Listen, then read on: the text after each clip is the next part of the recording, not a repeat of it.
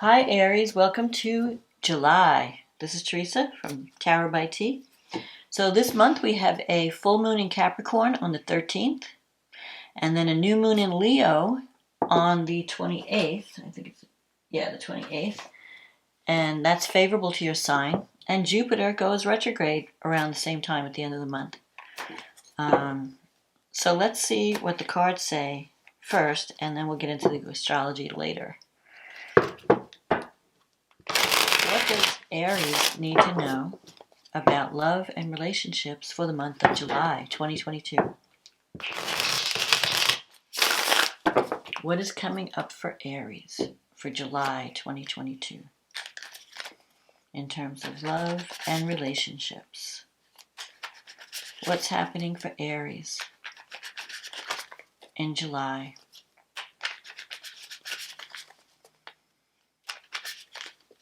What does Aries need to know?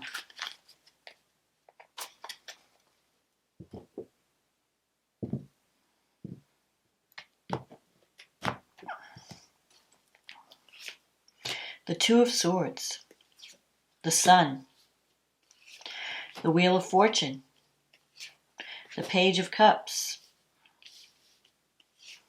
the Hermit, the Judgment, the Five of Wands, the Star, the Four of Swords, the Ten of Cups, and the card at the bottom of the deck is the Page of Swords. Okay, so you're starting out the month with the Two of Swords energy, but it's crossed by the Sun, so that's good.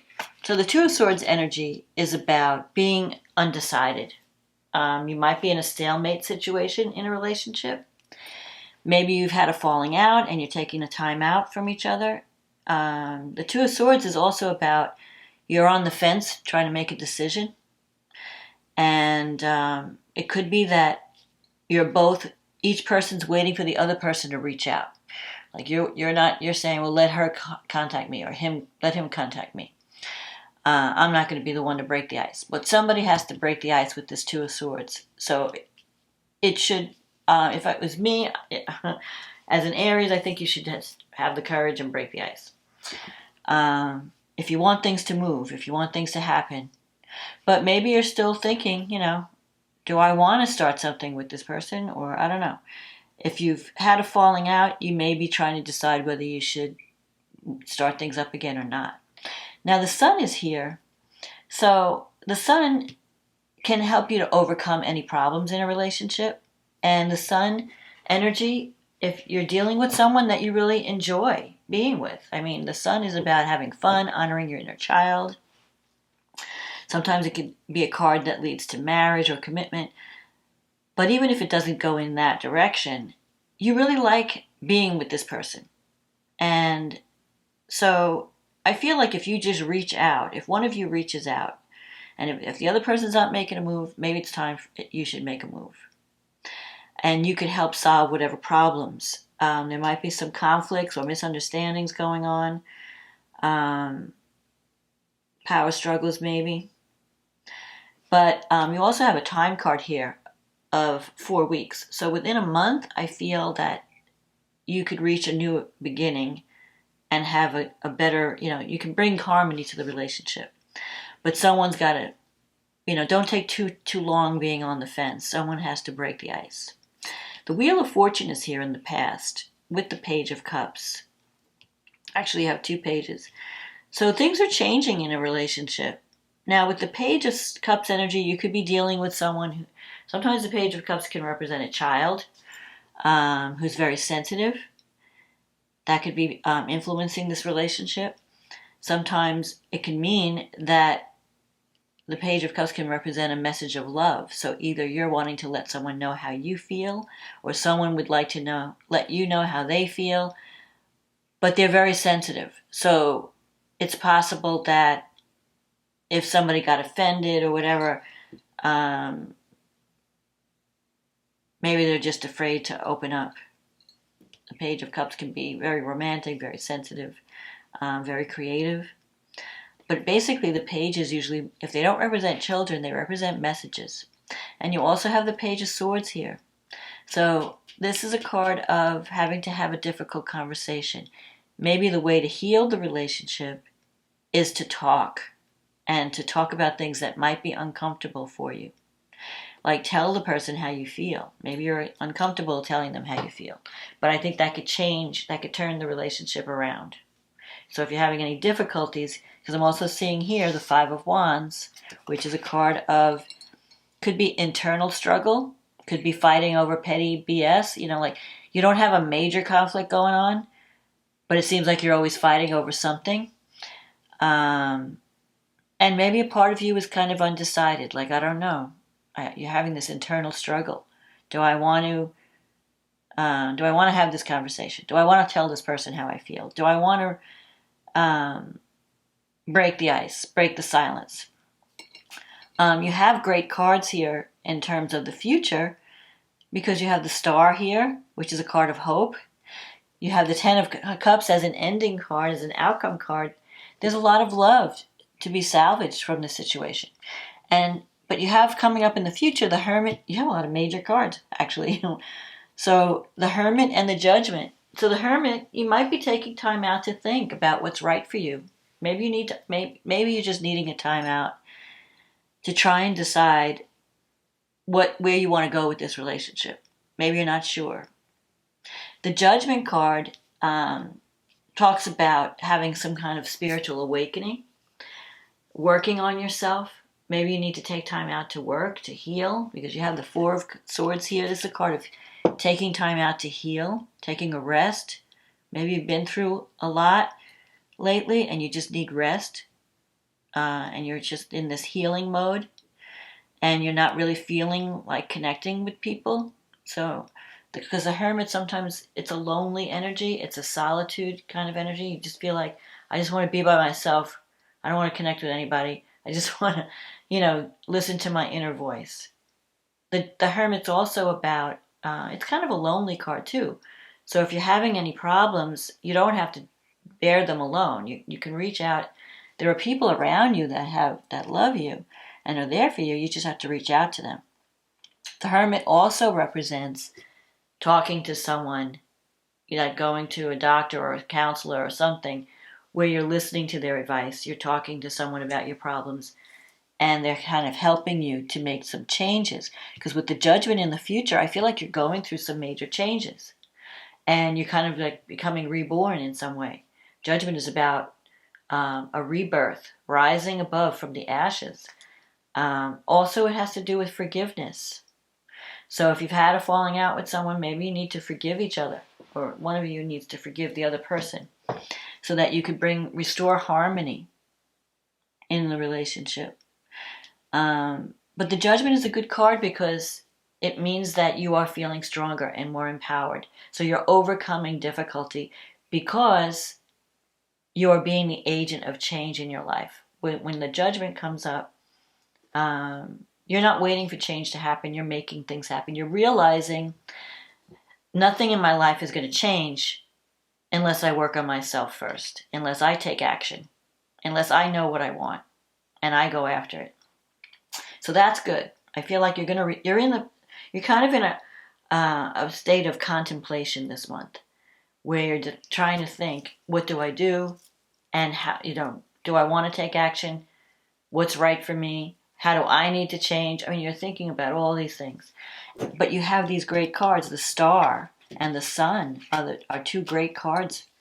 You can really make some significant changes in a relationship after you've done all this thinking.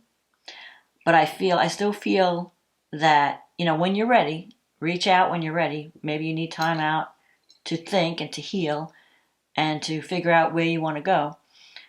But when you're ready, love is there for you. The Ten of Cups, that's like the ultimate love card. It's not just a physical attraction. Like the Nine of Cups is more sensual. It's a wish fulfillment, but it's more sensual. The Ten of Cups is just pure love, where two people really care about each other and, they support each other. But I feel like you might have to have a difficult conversation with the Page of Swords, where you have to talk about things that might make you feel vulnerable and uncomfortable. But don't be afraid of that, because that's going to change the dynamic in the relationship. It's going to make things better. And I think you can only go up from there. So, before I go into astrology, let's see what the angels have to say. If there's a message for you for this month, what that message could be. What message do the angels have for Aries? Rainbow. You are a jewel. Even though you may not see it, even in the darkest times, you shine eternally bright. You are surrounded by an aura of love, and a pot of gold waits beyond the horizon. All will clear soon. Trust and continue to follow your dreams. You are eternally blessed. So there you go. There you have it, Aries. Things are going to improve. I could see that with the sun. The sun always, and the star. The star brings hope, and the sun says, no matter what problems you might be experiencing at the time of this reading, you can resolve it. It's going to clear up. So don't stress. But like I said, you may have to break the ice and have a conversation. So reach out to the people around you, people you care about. They're there for you, and they're there, and they'll help you, and they'll be there for you with love. So let's see. Okay, so we have a full moon in your 4th house. No, it's in your 10th house, actually.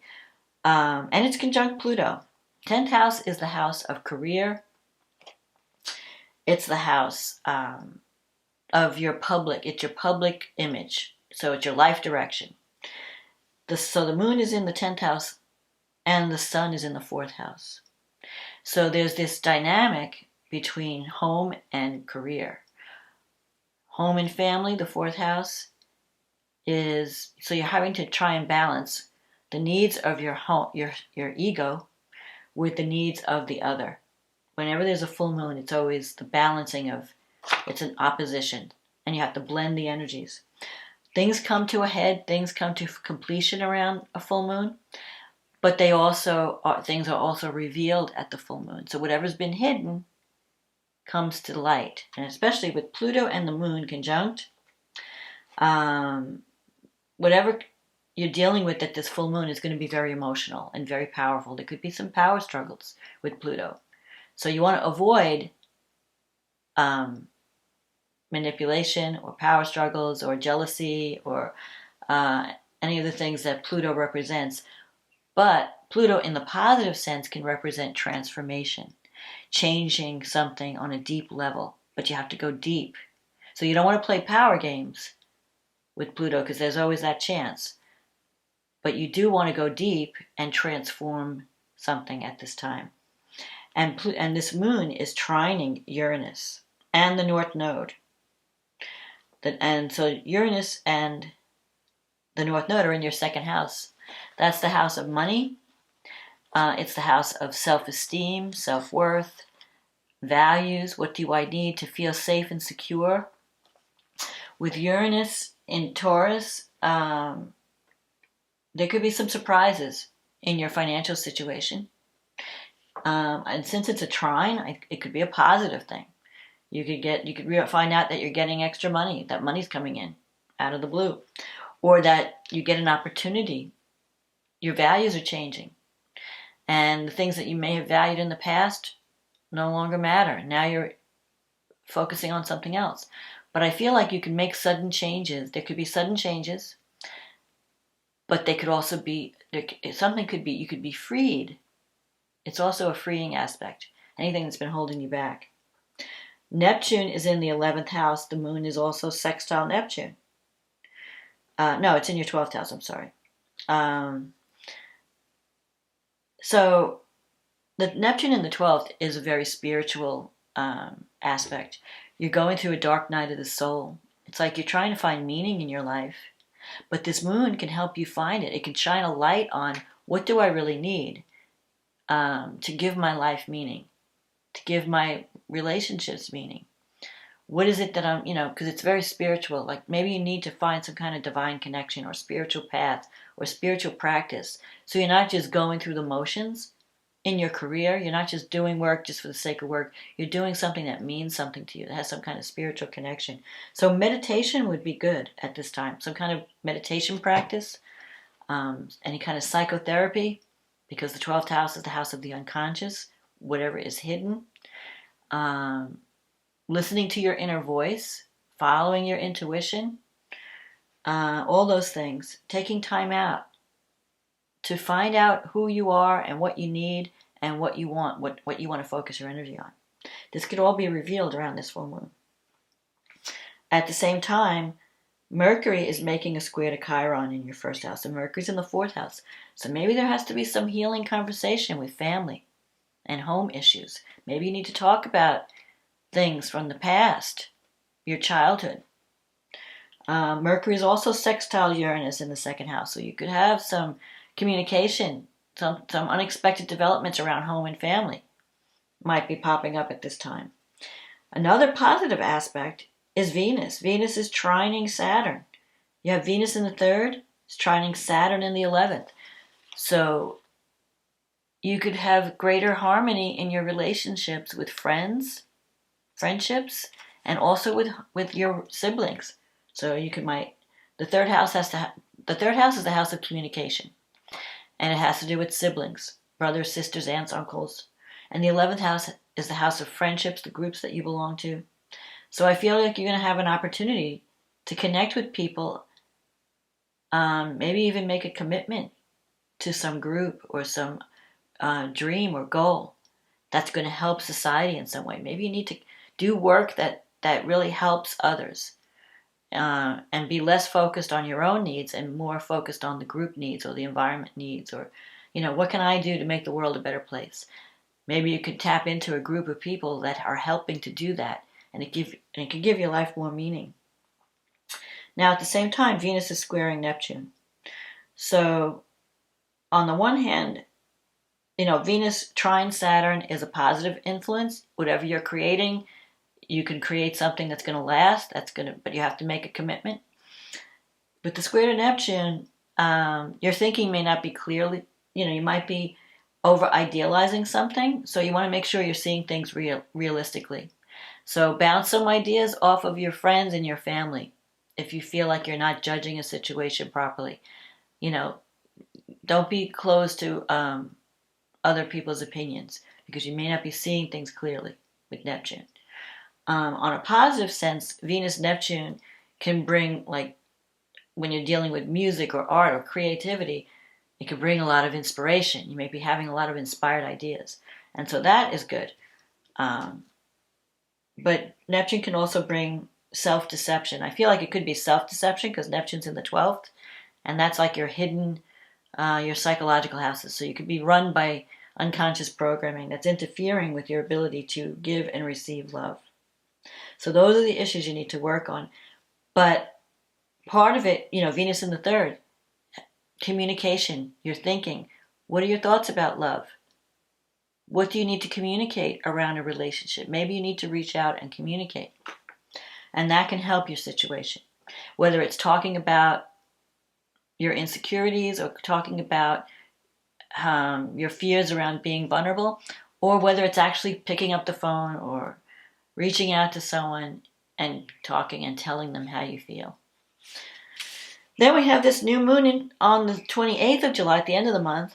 Oh, the full moon is on the 13th. I don't know if I mentioned that. But anyway, and it happens in the afternoon. Well, this is Eastern Daylight Time at 2:38. Depending on where you are in the world, you'll have to check your own time and adjust accordingly.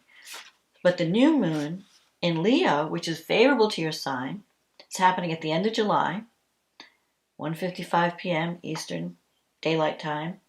And it's trine Jupiter. It's in your 5th house. So whatever comes to the surface at the full moon in Capricorn, and Capricorn is about making a commitment, seeing the reality, making a decision, doing the work, be willing to doing the work. The opposite of Capricorn is Cancer, so Sun is in Cancer. It has to do with being nurturing, you're looking for your family. You want to be nurtured, you want to be loved. But this new moon is giving you a new opportunity. In the 5th house, that's the house of creativity. It's the house of fun. It's the house of children, romance. So you could have a new opportunity, and it could come out of the blue because Jupiter is in your 1st house. Jupiter in Aries, you're the golden child. While Jupiter's in Aries, it's giving you opportunity. So to put yourself out there, to find, to be your best self, to feel like, yes, I can do this. So you could have a new beginning with your children. You could have a new beginning, like a new romance, even a new creative project that can bring joy and hope to your life. And it's a little bit, Jupiter is almost conjunct Chiron. It's not quite, it's about 8 degrees away. But Chiron's in your first house too. So you have some healing to do. Chiron is the wounded healer. So you have some healing that you have to do about your identity, about how you're seen in the world, how you want to be seen in the world. But you have like Jupiter supporting you. So don't be afraid to take action. I mean, I don't think Aries is not afraid to take action. At the same time, Mercury is trining Chiron. So it's really a good time. And at this point, Mercury's in your 5th house too.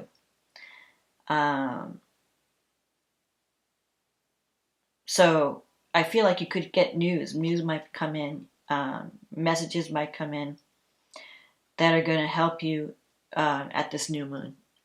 So there might be some positive news coming in that's going to give you some hope if you're feeling a little depressed or lonely or cut off from people. Venus is sextile Mars, and you have Venus in your 4th house, and Mars is in your 2nd house. So that's like a really sexy kind of aspect, Venus sextile Mars. Venus is also the planet of money and love. So maybe you're moving into a new environment, because the 4th house is your home. You might be sprucing up your home or moving into a new home there's more harmony in the home. Maybe you're fixing up your place. Mars is in the 2nd house with Uranus. At some point, Mars is going to conjunct Uranus. Right now, it's moving toward a conjunction to Uranus and the North Node. So if you're not, you might be thinking like, how can I make more money so I can do things that I want to do? How can I take action? Because I have expenses. When Mars goes into the 2nd house, sometimes your expenses rise. But because it's conjunct Uranus, your energy is there. So you might be deciding, like, how can I bring more money into my life so that I can do the things I want to do? Mars is squaring Saturn. So you may have some conflicts around with a friend over financial matters. If you're trying to get a loan from a friend, or they may not be there to give you the money that you need. If you think, oh, I'll just ask my friend for money and they'll give it to you. So you may have to make more of a commitment before you get that approval. You may find that there's a conflict in values between what you value and what your friends value. So, but the new moon is great. It's great for a new beginning. So if you're looking to have a new start this month, even if you give up an old relationship, there's a possibility for a new relationship to come in, or to have a new beginning in an existing relationship. And if you have any problems with children, there could be a new beginning with children too. So this looks like a positive month. You have some work to do around the full moon, but I think that it can lead to a new beginning later in the month. And that will be positive for you. And now Jupiter then will go retrograde at the end of the month, and it's in Aries.